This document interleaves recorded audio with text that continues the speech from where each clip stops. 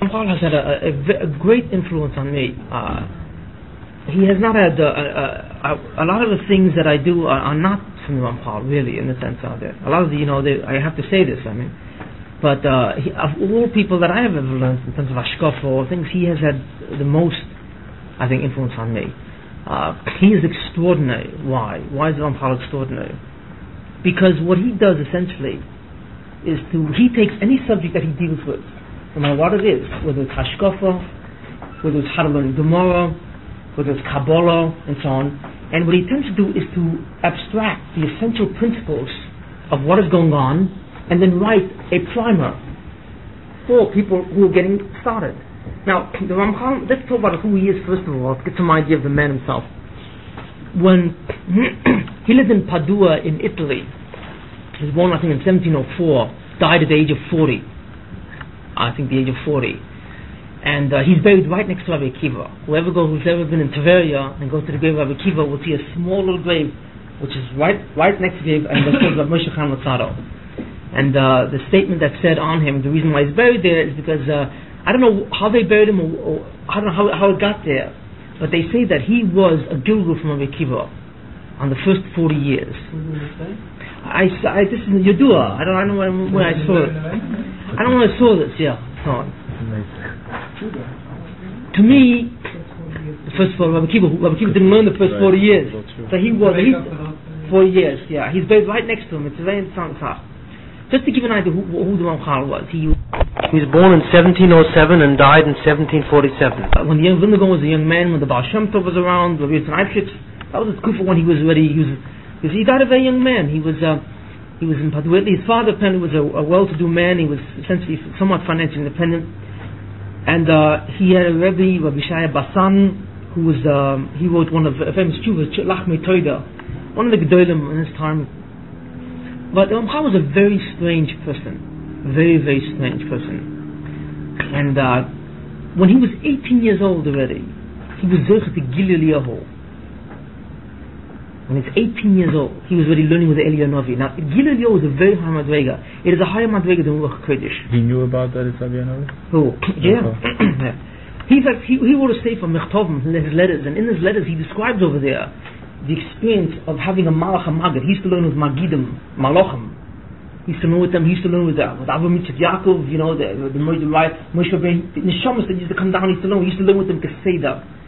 And he describes over there, many of his poems were written at the Tzivoy of Malachim. He wrote a sefer on Koheles.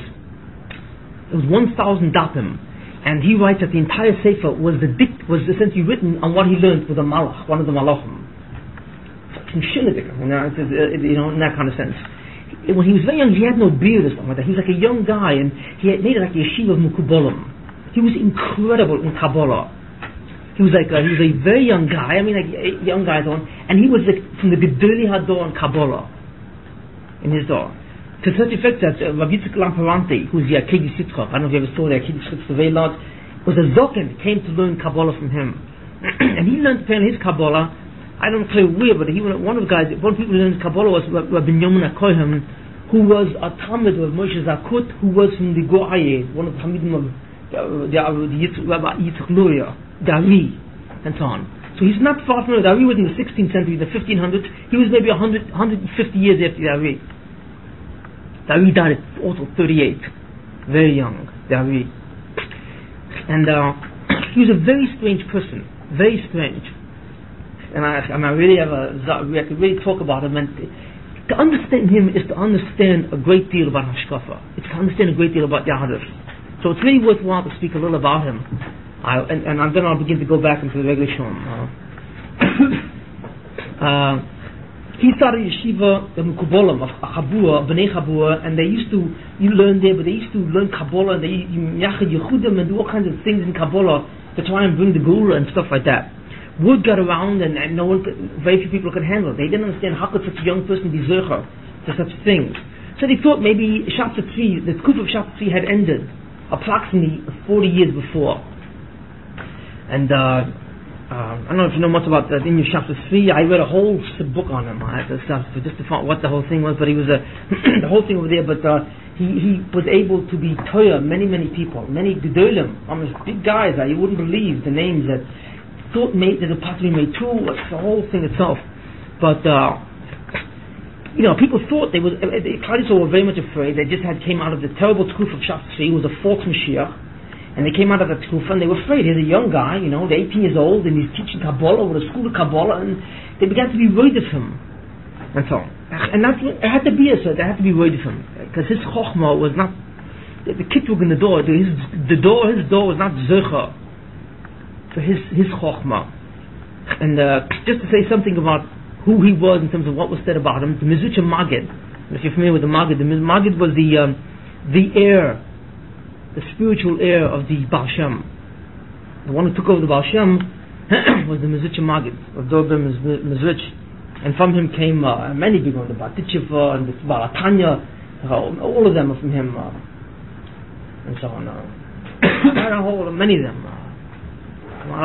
They all started from the Magid himself, and so on. And then the one who took over after Magid was Noam Melech. He became the next head, and for him was the Chozim Lublin. I mean, the who's who in the Rebbe's was from the Magid. The Magid was the man, and the Magid was Shunadik Tzaddik. Incredible, it's hard to be masik such tzaddikim. But he said on Paul that his generation was poshet not zercha to understand his tzidkis and his appreciation, his kedusha of such a malach, like the Moshe Chaim style. And the Magid was the Chassidish mensch. The Vilna Gaon, on the other hand, who was from the leaders of the Misnagdim, if you want to call that, the Misnagdim. I know you all must know something about the Vilna Gaon. The Vilna Gaon was mishunadik in learning. In Kabbalah he was like the Balatanya said on the Goin, he said that in Nigla there were people as big as the Goin in Nigla in his generation, like a Shagasaria. There were people like, but in Kabbalah in Nista lo ishtachach chavose, there is no one as big as the Goin, and this is the Balatanya said this on him. So that was the Vilna Gaon in Chochmas Kabbalah. What did the Vilna Gaon say on the Ramchal? When the Vilna Gaon got the Sefer Adib Amorim in manuscript, which was written by the Ramchal wrote a pirush on one of the Chalak in the Zohar, the Idwa Rabbah, or the Zuta, one of the very deep parts of the Zohar, and he called it, his name was Adib Amorim. It's only on the first 6 pages of the Zohar over there. So the Vilna Gaon saw the Sefer, and he took his Yontif Begodim, and he put on his Yontif Begodim. And he said that if this man were living in my time, I would walk halfway around the world, because he was in Italy, and Vilna Gaon was in Lithuania, in Vilna, if I could sit and learn with him. That's what he said on Ramchal. And then he went and said one other thing about Ramchal, which to me is incredibly staggering. What the Vilna Gaon said on Ramchal, he said the following. We all know, you all heard of Rabbi Yitzchak Luria. And Rabbi Yitzchak Luria was a man, I don't know much about him in Hashkof and Kabbalah, who was mishunadik. The Chidor writes that Rabbi Yitzchak Luria was a mitzvah to Moshe Rabbeinu. Yeah, and there's not suffix like this. The man was like incredible. He knew more about what was going on up there than what was going on down here.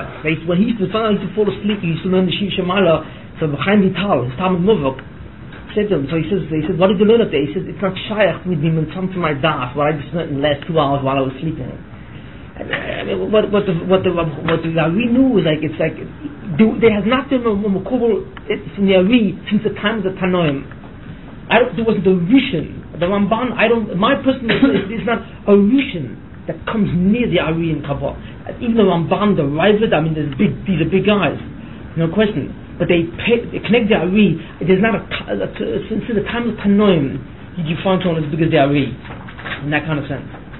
And the Ari lived in Sfas, and in the last 2 years of his life, when he was 36, he went to Sfas. He was in Egypt a great deal of his life, and he went to Sfas, and there he set up a small yeshiva there, and he learned. The Beis Yosef was there. And if you know, there was a shul, the Vedi Al-Shich was and the Rechododi, one was the Gabbai, one was the Shamus, and so on. He was the Rav, and one was the Rebbe. And he was the biggest. The Beis Yosef was, Beis Yosef himself had a Malach HaMagid. He used to learn with a Malach. There's a Sefer Magid Meshom on what he learned from the Malach thing. And but none of them were near the Ari. As big as the Beis Yosef was very, very big. No one could hold a candle to the Ari. His biggest comment was Rav Chaim Vital. And Rav Chaim told me he's the one who took all the chokhmah of the Ari and put it down into the form called the Eitz Chaim, the Shemona She'urim. That was all the knowledge, the Kisvei Ari. He never wrote anything, the Ari. He couldn't put anything down. So Rav Chaim Vital wrote his stuff down. And from there, that was the beginning of Kabbalah as we know it. From that time, it affected everyone throughout the world, and it was installed throughout the world without a shaila. So he taught about Chaim Vital. Now, the Vilna Gaon said the following. In Kabbalah, there's something called the Moshel and the Nimshal. Like, if you look at Kabbalah is a very strange limit. But essentially, Kabbalah is nothing more than Hashkafa. In a sense, in terms of the mechanics of what's going on. Kabbalah is written in a way where it's written in Mishalom, and analogies. You know, there's Or, Kalim. When it talks about certain aspects of certain Adamus, the Banasham, it talks about the head and the nose and the hair and the eyes. I mean, things that. But these are all figures, these are all analogies. These aren't real, and they all have to do with certain things. But the whole Kabbalah is written in Mishalom, in analogs, in figures. That's metaphors. Now, what do these things mean? What do all these things? It talks about spheres, and this sphere jumps to this sphere, and the earth comes to this one, and this one breaks. Now, I mean, but if you look, what does this all mean? So most of Kabbalah is Mishalom. It talks about metaphors. The question is, what does it mean? That's called the Nimshal. What those Mishalom refer to? What is the sphere, and what are these things? What is Adam Kadmon? What is the Oilamas? What are all these things, and Yanika, and Shmir Zakelam, all these things that you see in Kabbalah? What are these things that do? They all refer to something in Hashkafa. They refer to something in Hashkafa. What? Many people do not know. So, what the Vilna Gaon said was the following on the Ramchal. He said that when he first started learning the Rav Chaim Vital, he said he was mesupik. If Rav Chaim Vital understood the nimshal of the Ari. Rav Chaim Vital, the Talmud Muvuk of the Ari. The Vilna Gaon says, I don't know if Rav Chaim Vital really understands the nimshal of the Ari. He said, but later on, as he was going into the film, he saw that Rav Chaim Vital understands what the Kabbalah is about, what it's talking about. He said, but on the Ramchal, there's not a suffix that he understands the Ari. Imagine that, he combined the Talmud Muvuk of the Ari connected to Ramchal, that's what the Goin said on the Ramchal. And the Vilna Gaon says, and Baruch Hashem, I also understand the nimshal of the Ari. That's what he said. So you could see what people have been writing on Ramchal, both Hasidim and both Misnadim. It's an incredible thing. Ramchal himself wrote a murder thing. Ramchal wrote, Moshe Chaim wrote that when he was looking at Gilileo, and he said to him that Elilio Navi told him the following. He told him the following. He said that. And we'll go into this much deeper later on, what this means and all. But he said, in every generation there's certain tikkunim which are necessary. So each generation has to achieve a certain kinds of tachlisim, certain purposes. And depending on what each door is zircha to, there's zircha to a certain amount of light, or knowledge, or understanding. In the time of Rabbi Shimon ben Yochai, the world was zircha to a certain understanding, and thus the Zohar came into being. He said. So Eliyahu said the following. That there are three people who are the central cause of the Kabbalah, or this Chochmas Emes. First was Rav Shimon Yochai, next was Rav Yitzchak Loya, and third was Ramchal. That's what he said. And he said that the Ramchal will be zircha to what the first two will not be zircha to. That's what he said. Because his Torah will be used in the end, in the Ikris Mashiach, in the end of time. And it's an amazing thing how his Chochmas being espashet. It's interesting. So the Eliyahu wrote it, I told him that in the end of time, his hasogas, his chachma will come out at the beginning of the Yemei Mashiach. That's what he said. It's a staggering statement in that kind of sense. And he said, and basically from what I understand it, is that what the Ramchal did was the Rav Shimon Yochai only spoke in Mishalom, in the metaphor. He didn't really say what he was talking about. Except if you had a Rebbe, you had maybe done the Tuchtavar. The Ari came along and expanded on the metaphor, expanded on Kabbalah in terms of spoke about other concepts which were not. He didn't chadish them, but he brought them down from Eliyahu Navi and so on and so forth. He brought a new concepts in Kabbalah which are not openly discussed in Zohar. But he also didn't discuss the Nimshal. The Ramchal is the first one that begins to talk about the Nimshal. It means what the Kabbalah is talking about, really, in that kind of sense. Now, you will find a very strange thing in that sense. Because what does the Kabbalah have to do with what we're really saying and so on? But we're talking about all the time the Hanugah HaMishpat and the Toiv and the Nam the Tzufa. All of these are really included in Kabbalistic terms, except they're called different things. But in essence, you will find many, many parallels, because the truth of the matter is, since a certain amount of our material is based on the Ramchal, we are really talking about the Nimshal. Really. So the truth of the matter is, at a certain point in time, you will find it's not that difficult to really go into higher levels of Chokhmah, because we're really dealing with the Nimshal here. The Ramchal himself once wrote an interesting thing. He wrote that up to a certain point in life, I don't know how old he was, he already was able to know 1/2 of what the Ari knows. That's what he wrote. Now, the thing about the Ramchal is an extraordinary thing. In the sense that what he does, he was a very strange Chacham to come along. He wrote first of all books on Ashkafa, Der Hashem, Das Truth, which, in my opinion, there's no source that has ever been written like that, with that kind of clarity, or discussed it with that kind of understanding. And after today, you'll understand what I'm talking about. Today I'm going to speak about very mysterious things in a way, which are very rarely discussed and so on, which are the beginning of the essence of these things. But the Ramchal, he writes, he says, he talks about these things. He also wrote a book on logic. He wrote a book on Melitza, on poetry. He wrote a book on Digduk. He wrote a book on Halal and Gemara. So what he does is he crystallizes the essence of many of these things, and then he writes the basic principles. And so he was a Chacham HaKolel. He was a man who was knowledgeable in all the different Chachmas, and he knew exactly where one started and where one fit. So he's an extraordinary, very extraordinary person, and his two swarm, Derech Hashem and Das Tunas, are those two, and the Mesilas Yesharim, which is the third sefer, are like that's a trilogy there, which is like incomparable, because between Avodah and between Hashkaf and Avodah, the three of them together, gives insights that I have never seen any other sefer give in that kind of way. And this is just something about the Ramchal, about who he was, and some things that were said about him. His door could not be zeich to understand him, and they put him in Cherem. What it was, because after chapter 3 they couldn't understand. He tried to explain this and that, but essentially they wanted to put him in Cherem, and finally they said, look, he wrote another Zoya. He wrote a Zoya Tinyana, the second Zoya. And then he also wrote another 150 Kapitlach Tilim, like David HaMelech. Another 150 Kapitlach. And he wrote many form, 1,000 Daten on Koheles, which was dictated by a Malach. Many form, all these form are lost. Well, yes, but they were buried. What happened was that he agreed to take all these form, and he put it in a chest, and he buried it somewhere in Frankfurt, Germany, buried somewhere over there. Oh no, he sent it to someone from Italy to Germany, to one of the guys, I think one of the Moshe Chagis was the guy, and they buried it. And it's unknown where it is today. But it's shaykh that it could all be uncovered at any date. I guess so. Well, I'm thinking, according to what Eliyahu Hanavi said, it's mamish mashma that that's what will happen. Not necessarily. It could have meant other things. Was he in Cherem for the rest of his life? What? Was he in Cherem for the rest of his life? Well, no. I don't know if he put him in Cherem, but he wasn't put in Cherem, but he was threatened to be put in Cherem. So it just in terms of Shalom and so on, he agreed to give it. Yeah, that was the agreement and so on. And then he moved to Amsterdam. And then in Amsterdam, he was there to wrote Mesilas Yesharim and a bunch of other Swarm. And then he moved to Eretz Yisrael, to Akko, and he died there. Him and his whole family died, in a plague.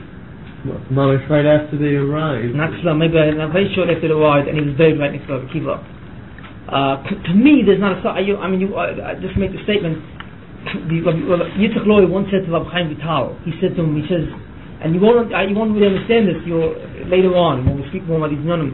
He once said to Rabbi Chaim Vital, this is the Rabbi Tzadok, he says, you should be followed very strongly for the Mashiach ben Yosef, because there's a very big sakana about from the Mashiach ben Yosef.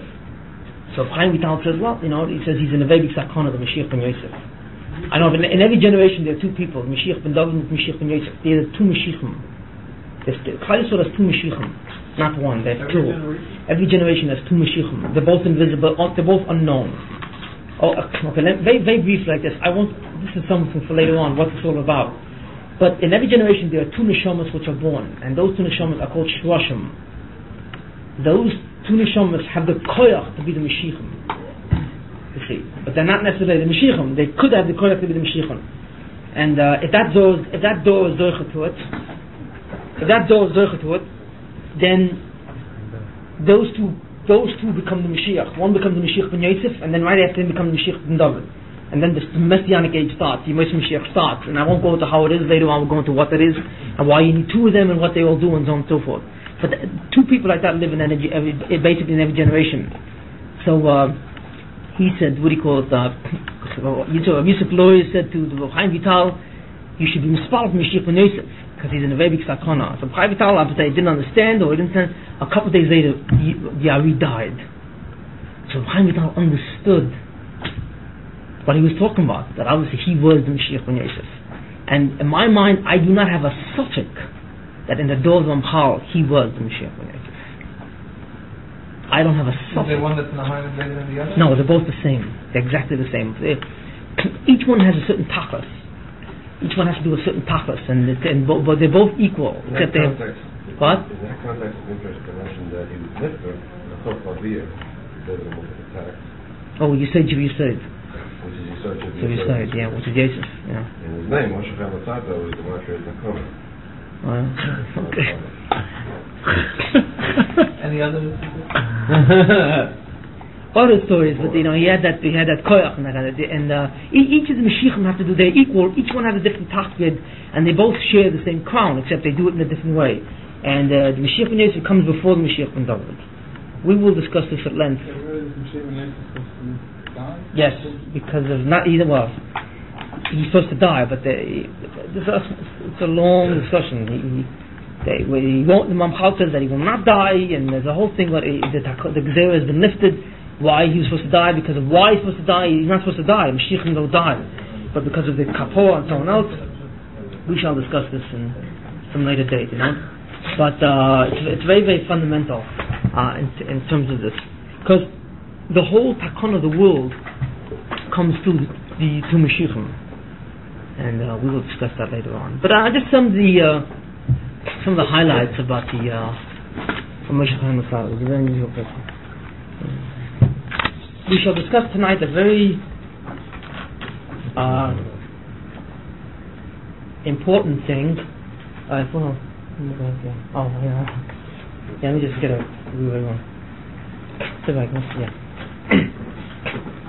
Tonight we're discussing a very, very important thing. I've avoided discussing it till now, but it constitutes the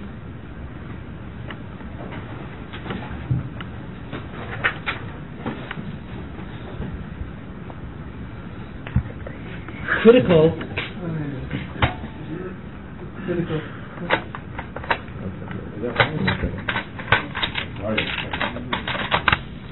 it constitutes an extremely critical aspect of Hashgacha. It is the one part of Hashgacha which is responsible for the total lack of understanding that we all have about what's going on in the world and so on. And I want to discuss that tonight. We said before that the fundamental tachlis of the Bria was the hativ. Right? The Baruch wants to be mative towards the Losai, to someone who's outside of him. We also said that a Zulosai requires two things. Hatova, the Ratzon and the hativ, requires two things, which in essence are somewhat contradictory. The Ratzon and the hativ requires someone separate from the Baruch Shalom. That's a Zulosai, which means that this being has a separateness from him, he's individuated. And at the same time, the Ratzon and the hativ wants to give to this Zulosai, which means that it's treating it as if it was non-individuated, if it was an it. So the problem results from these two different foci and results in the problem of Nam Tzufa. We said therefore that the Rebbeinu therefore felt it was necessary to Musaka Nam Tzufa, the chson of Nam Tzufa, by making the person, the Adam, earn his Eilam Haba, his Hatava, through Tzchus, not through Tzedakah. It's not something he's going to give him, but he earns it through tzchus. He's got to work for it. Okay? We said fundamentally that he earns it through willing, in that kind of sense, and which is the one thing that you can do. We said in order for the Bria to satisfy this kind of objective, there is something which emanates in the Baruch Hashem called the Hanhagas HaMishpat, which is nothing more than all those activities which are designed to achieve the objective of the tikkun of Nam Tzufa.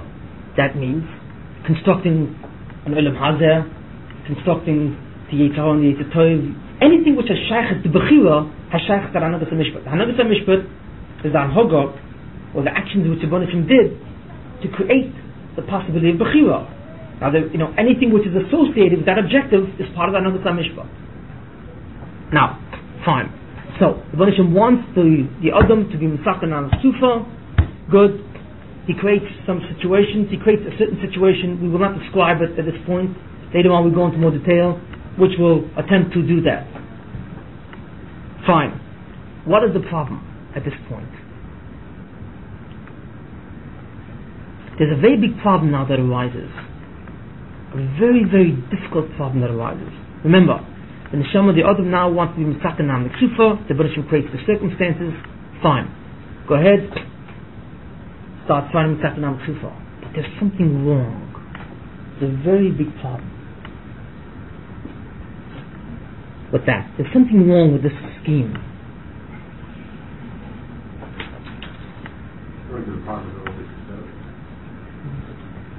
Well, do you, The person's not aware of it?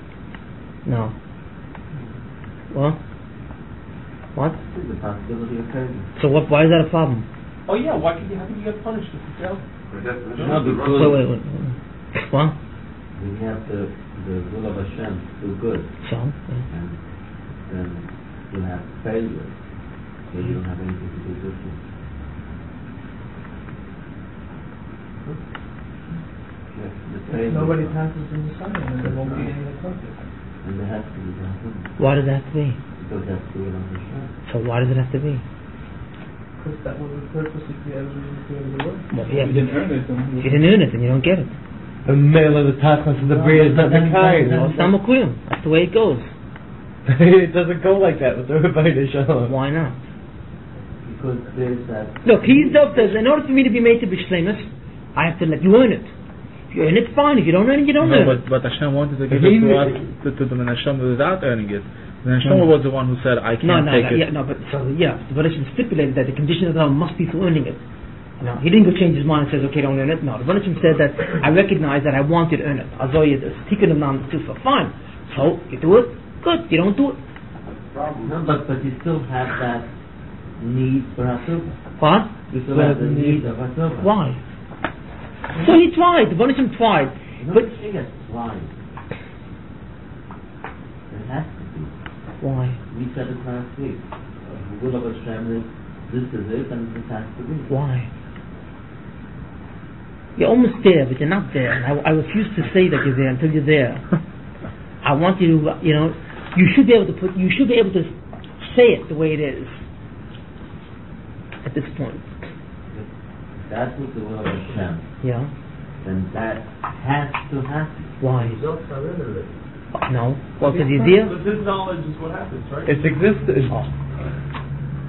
That's all. It's another couple of inches. You would have been there. No, because he is his Ratzon. He and his Ratzon are one. So if he wants to be made of, it must be. So if it must be, you see, how Bechira means it doesn't have to be. What's what we said last week? We answered it. We said it's separate. That's part of the stuff that we don't understand that it's separate. It's not as In terms of his idea, It's there, but it's there for the taking. it's there for the taking. That's the problem in terms of the zone. This is a pure zone without a ramification of the original zone.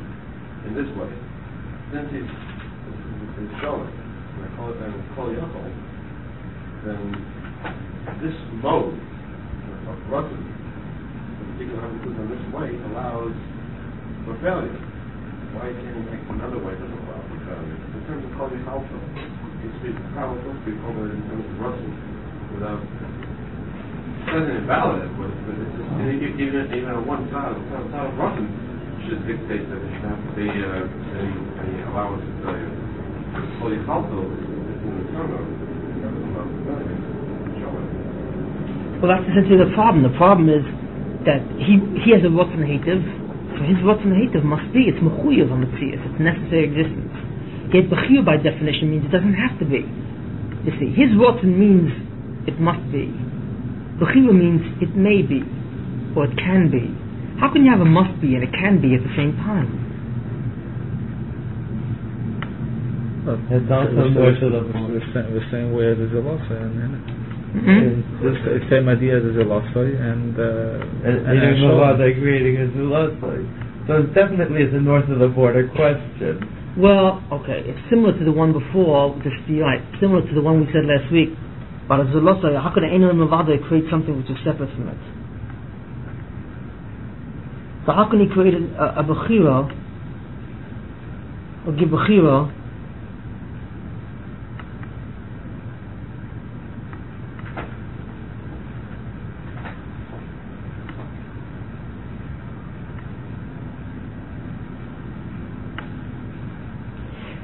but there's a difference. There's a difference in the other ones from last week. Look, the Banishim knows what we're going to do, yet it doesn't interfere with us, right? The Banishim exists in his name Avada, right? Yet it doesn't interfere with our existence, right? The Banishim want Hatava, and Hatava must be, yet it doesn't interfere with Bechira. That is true. Obviously, we have these contradictions. But the truth of the matter is that there's something even more substantial. Because what do you mean? It doesn't interfere with Bechira. There is two Bechira, and yet he will get his way in the end. You see. But in this case, we can understand how he does that. It is possible to understand basically how he does that. There is another Hanhoga which emanates from him, which really emanates from him by virtue of who he is. And that Hanhoga is called the Hanhogas Hayichud, or the Hanhogas Hashrita. And essentially what it is it means that what the Banishim says is that even though I created the world, that the Tikkun Ulam Tzufa must be established, right? What the Banishim says is that I will see to it, fundamentally, that the Tikkun Ulam Tzufa is established. I will see to it. And what I will do is create any system of possibilities which are necessary to see to it, to ensure the fact that the Tikkun Ulam Tzufa takes place. That midah is called the Hanhogas Hayichud. You see, and it emanates directly from his Ratzon Lahitiv.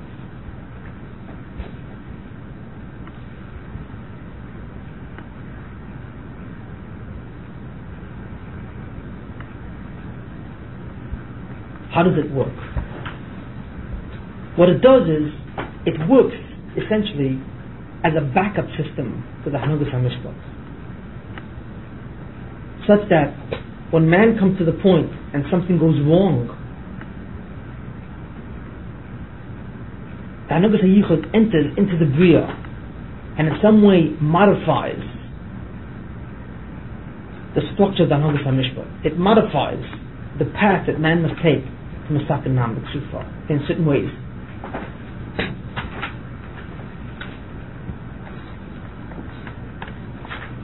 How does it modify it?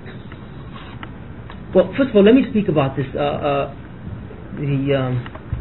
Hanhogas HaYichud, which essentially is the second fundamental midah of the Bria. We said that there are two fundamental midas or hashkochas in the Bria, Hanhogas in the Bria. The first is called the Hanhogas HaMishpat. We understand what that is, right? The second is called the Hanhogas HaYichud. And the Hanhogas HaYichud are those series of activities whose specific objective is to ensure that the Tikkun of Nam B'Tzufa takes place. That's what it is. It is the second fundamental midah in the Bria.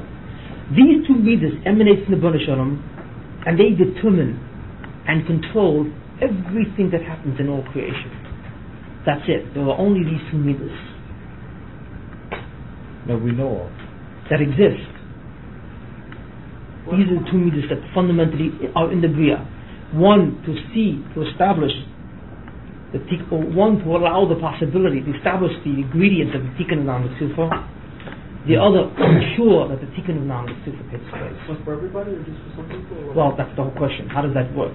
Well, if people pass Hanhogas HaMishpat, you don't need the Hanhogas HaYichud. What's that? If people pass, so to say, on the first shot and go in the right way through the Hanhogas HaMishpat, they don't need the Hanhogas HaYichud. Excellent observation. The Buddhism wants that the Bria should have a tikkun, or that man should achieve his objective through his own efforts, right? Through the Hanhogas HaMishpat. The Hanhogas HaYichud only comes in as a backup system. Push? What? Push? It's more than a push. It's much more severe than that. But at this point, it's a backup system. If man does not achieve it, you see, through the tikkun of Nam Tzufa, by his own efforts, by Bechira, then he will achieve it through the Hanhagas HaYichud. That's essentially what's being said. Like with Now, this, where else do you see this concept? Okay, now this is the thing. Where do you see this concept, for example? with Yisrael being Wait a minute. Where do you see this concept? You see this concept. It says there that Mashiach will come either Be'ita or Be'achishena. You all know this? Right? It says there, V'ani Hashem Be'ita Achishena. That's the pasuk. The Be'ita Achishena means, Be'ita means Bismana, in its time. Achishena, I will hurry it, I will accelerate it, and so on. So the Gemara says, if Monashach, Be'ita means that the Mashiach will come in a certain time.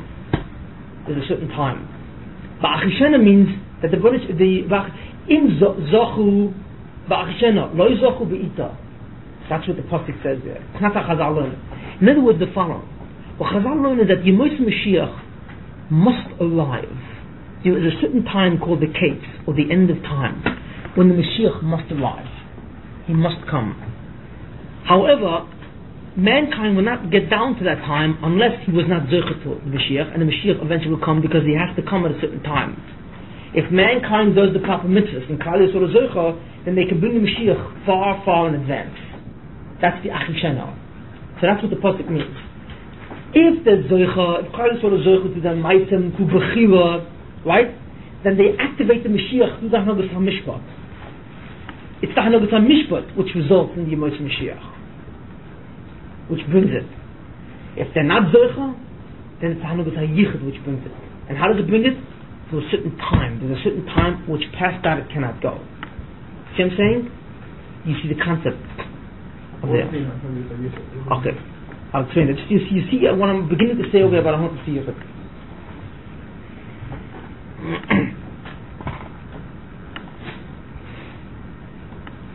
What does Hanhagas HaYichud mean, basically? Well, Hanhagas HaYichud means that the B'nai wants man to be Zerchet Olam Haba, essentially, right? For a certain amount. And in order to do it, there's a certain amount of Bechira that's necessary, and so on and so forth. However, if man doesn't pass, then the B'nai can change different elements of that scheme. He can change the amount that a person should be getting in Olam Haba. He can lower it. Or else he can make it easier in a way. You see. For example, he can make the Yetzer Hara easier. Or he can make him stronger. You see what I'm saying? He can give a person more das to fight the Yetzer Hara better. Or take away das. You see what I'm saying? The ability of a man to be only bin Asoyan depends on many, many things. And the Hanhagas HaMishpat sets what those things are. The Hanhagas HaYichud comes in and says that if man fails, according to this scheme, the Hanhagas HaYichud said, let's create another scheme, which is easier. That doesn't have to do with clear? What's that? No. Because what it does also, it could change the Hatava level as well. It gives you a different level of Bechira. Yes, it gives you a different level, or less. It gives you different circumstances. Right. Which means that the method of Bechira, or the way of the Hanhagas HaMishpat, is flexible. It's flexible. However, I've got a question. You're referring to, though, right now, to the function of the Hanhagas HaYichud in simply altering the conditions of the Hanhagas HaMishpat, modifying that way to allow it to refunction. However, the Hanhagas HaYichud also refers to the Hanhagas HaMishpat would break down in its essential principle of Bechira. If Bechira would fail, even so, the Hanhagas HaYichud still has a means whereby... What do you mean that Hanhagas HaMishpat would fail? In other words, even if, no matter how many alterations or modifications of Bechira's functions is rendered, make the Hanhagas HaMishpat rejuvenated, allowable, but it still will fail. If Bechira, on an individual basis, or collective basis, would fail, and what's necessary, what you can call the implied role for the individual, Hanhagas HaYichud can still enter into the scheme. It still has a means beyond. Now, the Hanhagas HaYichud ability, of power, is not solely through the functioning of Hanukah Mishpat. Hanukah Mishpat is what does the job. If it fails, Hanukah Yichud sort of comes in with a repair service. That's a preliminary or a first function of the Yichud. But even if the Hanukah Mishpat breaks down completely, it itself adheres within it the means to provide schus in the tikkun of the Bagan of the Tzuma. It's the second mode entirely, if need be. No, can't. No, but it's not. That's a question over here, but that's not what it is. The Hanukah, the Bunishim. You're not saying that premise only assuming the premise that the Hanukah Yichud is going to repair the Hanukah Mishpat. We're not looking at it from that standpoint. At this point, the fundamental midah is the Hanukah Mishpat. That's the fundamental midah, because that what is necessary in the bria is the Mesaken Nam Tzufa, is mankind should earn olam haba through his chusam. And what the Hanukah Yichud will do, in many instances, is attempt to ensure that by in some way changing or the chemistry or the structure or the way that the Hanukah Mishpat goes about doing its job. No, I don't want to go into that. Let us give an example of the Hanukah Mishpat, the Hanukah Yichud. Okay, let's give an example of that. And let me simply say this. Basically this. What we will be doing is talking a little bit about the Hanukah Yichud, and then we'll be leaving it. And we're going to be going much more into the Hanukah Mishpat, and then later come back to the Hanukah Yichud. The Hanukah Yichud is a very difficult Hanukah to understand. For several reasons. It's not that difficult to understand. In certain ways, it cannot be understood. And let me explain you what I mean over here. In tzaddikim, there's two kinds of tzaddikim in the world. For example, I will give you one instance of the Hanukah Yichud, one critical instance of the Hanukah Yichud. There's something called tzaddik v'tovloi and tzaddik v'raloi. I don't know if you've heard this. There's certain tzaddikim, very big tzaddikim, and v'tovlohem.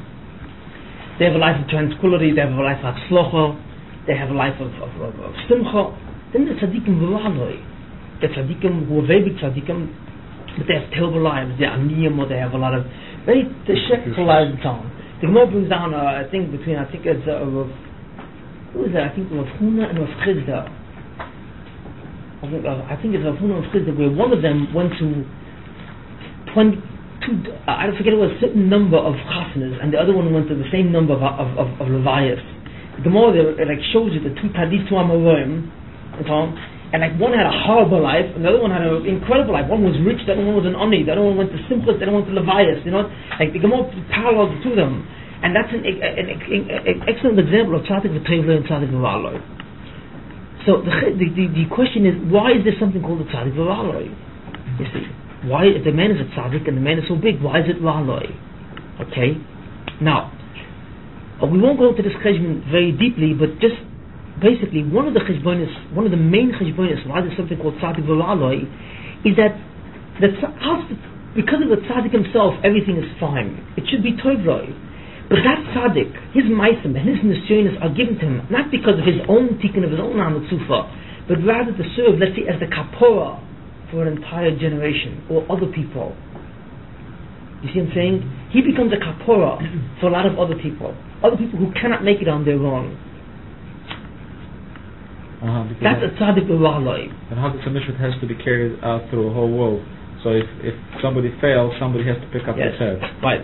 We'll get into that later on, songs. But Klal Yisrael is our Raven Zelazeh, which means that Klal Yisrael, all the Neshamas of Klal Yisrael are in certain ways part of a collective unit. So that if certain Neshamas don't fail to do their attempt, there are other Neshamas that can pick up the slack to a certain extent. Pick up the slack. Now, what happens is that there are certain people who are chosen to pick up that slack. And they're called tzaddik v'raloi. That's what they're called. Which is a very, very difficult thing. Now you may say, well, wait a minute, the guy's picking up the slack. Fine, that sounds nice. But what's he going to get out of all this?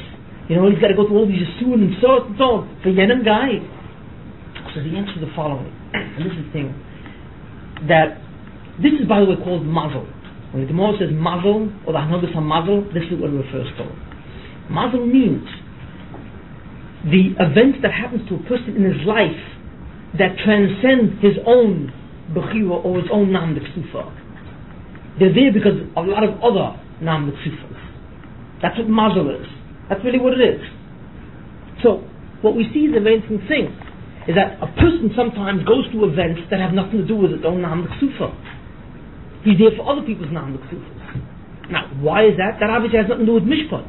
Mishpat is only concerned with the individual himself, right? So what's concerned about his relationship to other people so that he could do something for everyone else? Yichud. The Hanugas HaYichud, or the Hanugas HaMazel. You see what I'm saying?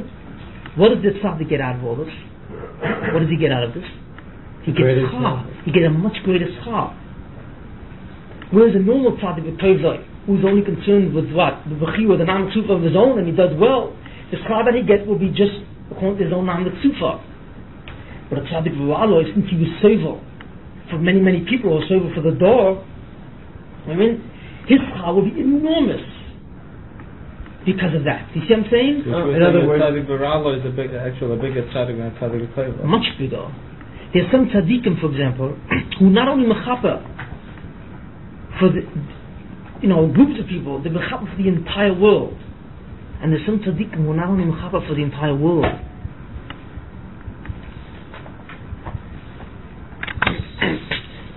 It says there, for example, so I was saying, not only some tzaddikim are so big that not only the mechaper for their own generation,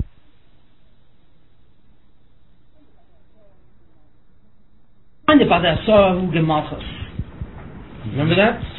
Because of the brothers told Joseph, these 10 have to lie. What comes here? Why do I have to lie for what the 10 brothers did to the brothers did to Joseph? How about the Egel?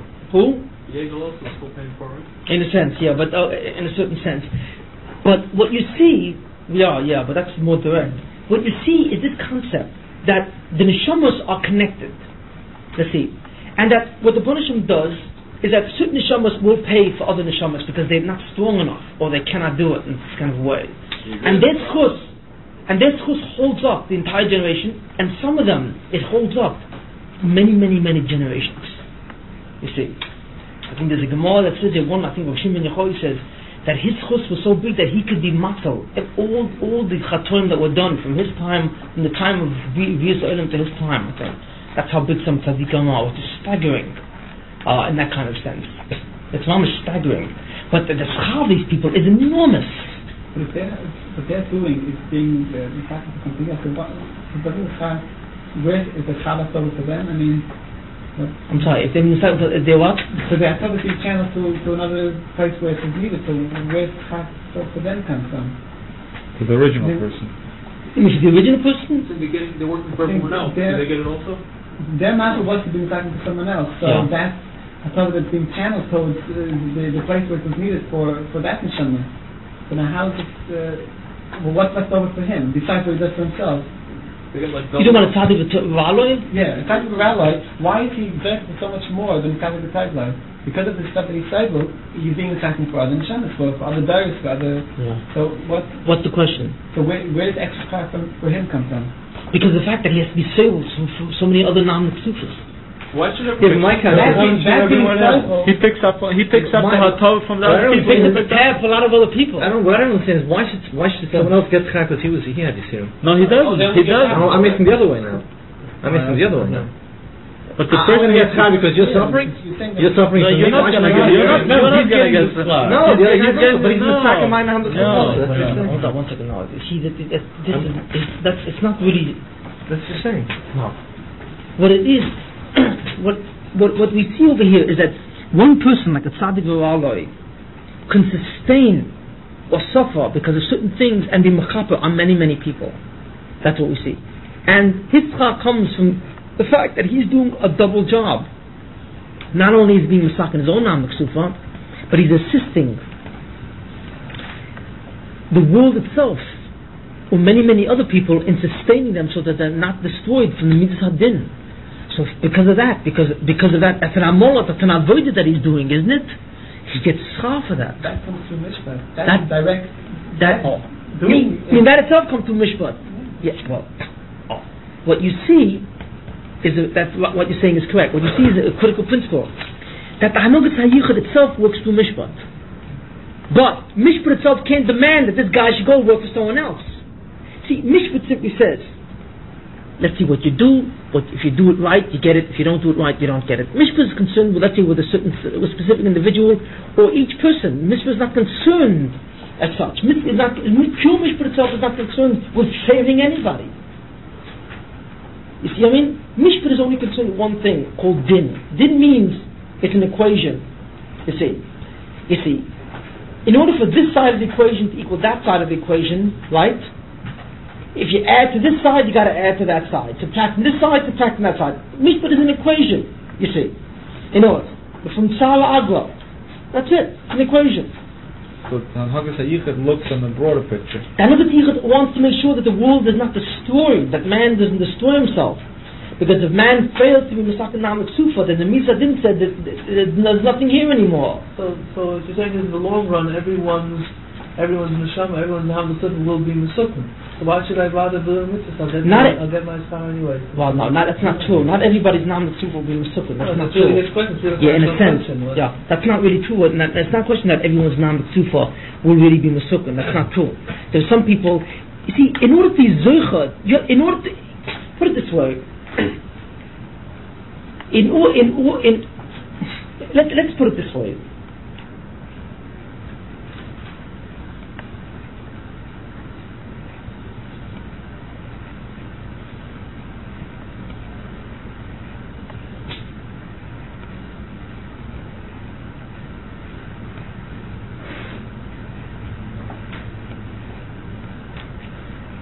Let me answer this the following way. Let's say, for example, I tell you, I want you to construct a certain binyan, a certain structure, right? And I give you all the equipment to build it, right? And you start building it, right? But this building can only stand if the entire thing is finished. You know, it cannot stand partially. You see, the job is such a thing that you can't leave it in the middle, you know what I mean? It's something which has to be finished all the way. You see what I'm saying? Even though you construct partially, and it's that you have achieved a certain partial thing, construct part of the building, the half of it, right? But it won't stand. You see what I'm saying? In many ways, this is what goes on here, and also in terms of the schar. The Buddhism says to a person, look, I give you a certain tachlis. I want you to do a certain job. Fine, the man starts doing the job, he starts doing Minasak and Nabsufa, he does mitzvahs and so on and so forth. Let's say the man starts doing the job and he finishes the job 3/4 of the way, but he can't finish it more because that's not berachah right. So the shayla is, what happened to the 3/4 that he did finish? What happened to 3/4? The Maisa, he did finish 3/4 of it, but it can't stand on its own feet. The 3/4, you see, that's where the other one comes in.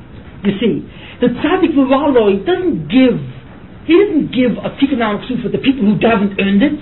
You see, at all. What he does is, he allows the people, he's Muslim, so that he allows those people who have earned what they've earned to have what they have in a complete way. They don't earn the extra. They don't get the 3/4. They get right. the extra. They get 3/4. They get it. You see, but not for the fact that the tzaddik did not finish up the job that they didn't do. They wouldn't even really get the 3/4. They would have got nothing. Nothing, because it's not sufficient. You see, in terms of the midas hadin, in terms of what the punishment feels is necessary, the minimal levels to get into Olam Haba. You see what I'm saying? Do you understand what I'm saying? Yeah. That's rather the concept. You see what I'm saying? So they're going to get what? They're going to get hatawa for 3/4? They're going to get hatawa for the 3/4. They're not going to get hatawa anymore. However, what it is that if they didn't finish the rest of the job, even the 3/4. They wouldn't even get the 3/4 because it cannot be sustained on that kind of thing. A Rosh Gomer gets nothing. Who? A Rosh Gomer. Now let me explain something about the Hanhagas HaYichud. There are a lot of questions here, and the thing is, we're not going to deal with the questions now here in terms of excessive detail. What we're saying over here is that one example of the Hanhagas HaYichud is an example like this, where Tzaddik V'Ralo is Mechapa and many other people. And because he's being Mechapa, because he's going through extra Yisurin and so on, he gets additional schar, which means that the Hanhagas HaYichud itself is working through din, you see, in that sense, because it gives him extra schar. But the Hanhagas HaYichud is what says, let this man be Mechapa for other people, not the Hanhagas HaMishpat. The Hanhagas HaMishpat is not concerned with saving anyone. It is simply concerned with evaluating whether or not you arrived or didn't arrive. That's all the Hanhagas HaMishpat is concerned with. The Hanhagas HaYichud wants to ensure that you arrive or that somebody arrives. so that the Ratzon L'Heitev in the end is Niskayim. Particular person chosen like Some particular people don't ever arrive. You see, not every Yid is going to be in Olam Haba. Not every Yid. There are Yid who will never be Zercha. There are Rishonim who are Choyte Machtes or example that will never be Zercha Olam Haba. You see, the Mishnah says that everyone is Zercha Olam Haba. You're Rovim Ben Avat. Ein lo Chelik Olam Haba. But they can lose it. It doesn't mean that they're going to inherit it. After Bechira. Not before, after Bechira. But they can lose it, you see, without Bechira. So there are Yidden which don't have a Chelik to Olam Haba, you see. But to ensure that there is a certain element or a certain amount of Knesset Yisrael or Klal Yisrael that gets to the Olam Haba and gets to that Hatova, you see, you need to have people, other people, who in some way do certain aspects of the job to cover for these other people and lift them along the way, as long as they've covered the minimum themselves. You see, if they themselves started, you know what I mean? And then they started, but they cannot finish the thing. You know, I gave a better example. It's hard to think. A better example like this. For example, let's say I say to you, let's say there's a very heavy piece of luggage, and I say, I want you to get that piece of luggage on this rack. You see. Now the luggage is a very heavy piece of luggage, and I say, do me a favor, pick up the piece of luggage and get it in the rack. So you take the thing and you start lifting it. It's very heavy, and you get halfway. You see? But, you know, you get it halfway and you're trying to push up, but you just don't have the courage to make that last leap. You see? You see what I'm saying? Now, you made it up to that point. But the job wasn't done until it gets to that point. Because if you don't get to that point, you just have to fall back. So somebody comes along and helps you lift it up there. But then he says, give me my head. So when you lift it up, when it's up there, so then the guy says, okay, I did half of the job. So you're right, half the job you did, because the job was finished. You see what I'm saying? If the job is not finished, then the whole thing would fall back. You see? Obviously, you can actually working for the benefit of the people. Well, it does. What it does is it sees to it that the guys who someone who let's say started with the valise and didn't even pick up the valise doesn't feel like it, or picked it up a quarter of an inch. That guy doesn't get anything. See, because he's not zurch for someone to come along and help him the rest of the way. You see, let's say you've got to minimally get up to at least 50% of the mark to get that assist, that push over to the rest of the thing. Well, why is the turnovers not being complete? What? That's another. But that is essentially the way the British constructed the Hatava and the way to earn it in a certain way. We'll go into this more detail later on, why it looks this way, and so on. But this essentially is the idea that there's a certain amount of the job that has to be done, you see. And even if you do the job up to a certain point, once you get past a certain threshold, then you're zurch to get an assist if you can't hold out anymore. But if you don't get up to that point, then nothing helps you out, and you fall to the din. You see what I'm saying? The Hanhagad Yichud comes in and says, wait a minute, if the guy can't make it the rest of the way, let us give him assist. He doesn't get the schar for the rest of the way, you see. But if we don't push him up the rest of the way, he won't even get what he did himself, because the malacha is structured in such a way that it's got to be done. It's like the malacha can only be done, you see, with a certain shear. It has a shear. You see, the Buddhism was Messiah, a shear that Nam Tuva has to take place at a certain amount, in a certain amount. If the man is able to work up Nam Tuva, let's say up to a certain percentage of that amount, so it depends. If that percentage or not is mezaka him to be zircha, to the insurance, or to the extra lift of the Hanhagad Yichud. You see, and that's essentially the idea. One of the ways there are a lot of ways it functions. One of the ways it functions is having other tzaddikim provide that extra lift. You see what I'm saying? Now, does everyone understand this basically? We're not going to go this in more detail in this kind of way, but this is one of the ways that it works.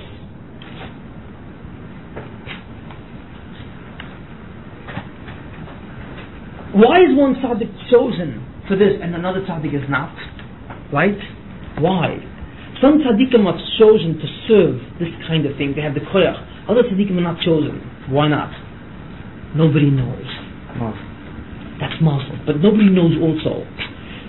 Nobody knows why. When the Buddhism created all the neshamas, right? He said, this neshama, you have this job. You have that job. You have this job. Every neshama that was created has a certain job to do. Basically. It has a certain chelik, a certain job to do. Why this neshama was given this job or another one, no one knows. That goes into the Buddhism's cheshbon of his rotzen. There's one aspect that I could see that we could understand. Let's say these tzaddikim gemorim that everything goes right for them. Maybe they're fully capable. They have the koyach to handle their avoda, but they don't have the koyach for someone else's avoda. But he didn't give him the koyach in a certain sense, so he didn't. Their bechira couldn't extend it. That's one possibility, but there are other things also. There's certain tzaddikim that they give the koyach for that. We couldn't complete it ourselves. Well, there's certain tzaddikim which are given the koyach for the extra and not given, but they still have bechira or not. See, even a tzaddik v'la'alo has to go through the ra. He still has a certain nisayon. You see, even the yichud itself in certain ways has to work through din in a certain way, because the world is built on din. Why is the tzaddik who's supposed to help out everyone else, why is he giving more koyach? Why is it a bigger deal? Why does he get more schar then? Because God gave him the koyach to do it, right? I mean, it has to come from the work, but it still has to come from He's working harder than anyone else? Who? He's working harder than anyone else. Well, he is, yes. He's working on an added nisayon. Why? Because Hashem gave that to him, right? Because he gave that to him. Now, why did the Hashem give him that? So he's not working hard because Hashem obviously he has but he has more bechira now. He would be able to makabel it. Maybe he has more nisayon and he has more to choose from. Before he does it. I mean, it was. It seems like he's getting more of a chance. No, he's given extra koyach, but he's still given a nisayon to work through that extra koyach. He might not pass it. He might not pass it. When the bonus man's gone to another. And if he doesn't pass it, then things start going right for him, and he starts with to another yichud. He has to go on to another yichud, another tzaddik. But I mean, he's already completed his own knowledge. But he hasn't completed what he was chosen for, in a way. No, this is on someone else's head. And if he's finished his own, and he can't handle someone else's. Some tzaddikim are also zechut, or some tzaddikim have such a kind of an avodah where there's zecha. Like for example, you find Rabbi Yochanan didn't want it. Rabbi Yochanan says, "Lo hein v'lo yischorn." Rabbi Yochanan said, he asked, "Why am I sick?" So he said, "Well, you're sick. Chavivin Yisuin. You're sick. Yisuin shel Ahava. That's what it's called." So Rabbi Yochanan said, "Lo hein v'lo yischorn." I don't want Yisuin shel Ahava. He said, "I don't want Yisuin, whose essential purpose is this kind of way. I have to die me to deal with my own nam b'tzifa." You find that and so on. And some tzaddikim Rav said to the Baruch Hashem, "Make me the kapor for the entire generation." Some tzaddikim want it. Some tzaddikim ask for it. You see. Now, for example, if you would see a tzaddik v'raloi, does that mean that necessarily his yisuin are coming because of the yichud? Not necessarily. It could be he's a big tzaddik, but he also has certain chatoim. So the Baruch Hashem wants to wipe away some of the chatoim by giving him tzoros over here, and not later on again. His own on Hagas HaMishpat. That's his own up. Exactly. His own on Hagas HaMishpat is giving him la. Right. You see what I mean? In a sense, he's not getting. So